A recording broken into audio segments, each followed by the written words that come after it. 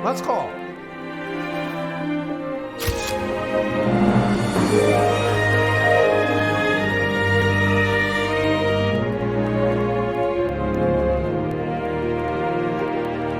Memories of Matsuko uses a fairy tale vibrant visual style to tell an extremely cruel and sad story. This stark contrast is director Tetsuya Nakashima's core narrative technique.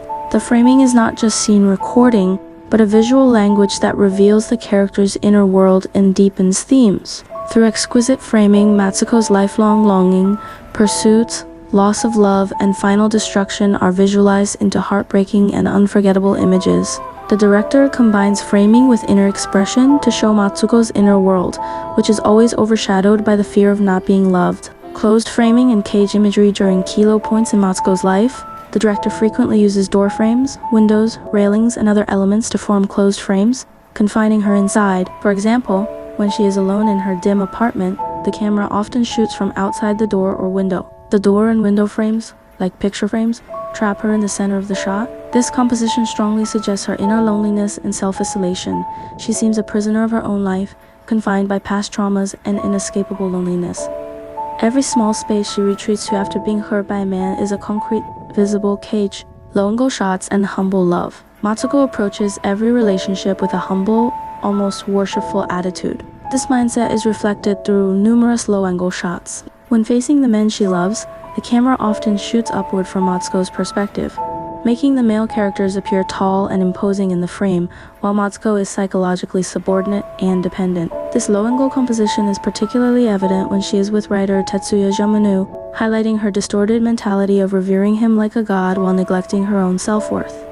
The director uses a bookend composition to depict Matsuko's lifelong obsession and her ultimate redemption. At the film's start, when their father climbs the stairs, the young Matsuko stands below, gazing up at his back as he carries a gift upward. Shot from a low angle, the father and the gift sister occupy the upper, well-lit part of the frame, while Matsuko stays in the lower shadows.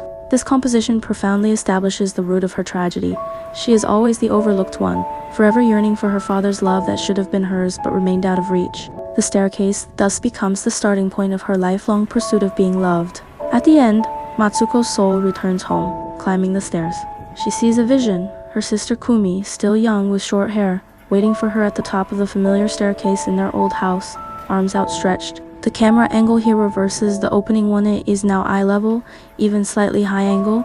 Though Kumi is on the stairs and Matsuko below, the insurmountable distance between them is gone.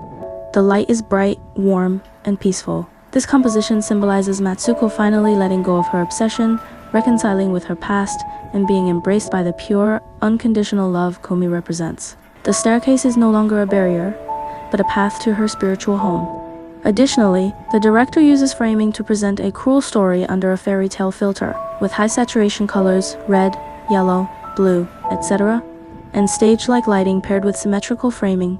Matsuko's life scenes are crafted like a fairy tale picture book. This is not to glorify suffering, but to create irony and alienation, telling the audience this is a narrated and remembered rather than realistic story. The fairy tale framing and colors contrast sharply with the tragic core, implying Matsuko always faced harsh reality with a naive, dreamy perspective. Her life is a tragedy of failing to play the fairy tale protagonist despite efforts. The framing of Memories of Matsuko is a visual symphony composed for Matsuko. Though her life ends in tragedy and reality, the film finally finds a poetic, eternal home for her broken soul through warm framing. The director implies Matsuko's life is one of pursuit, regret, and failure, but more importantly, a life lived earnestly. Our helpless yet brilliant lives are paved with flowers.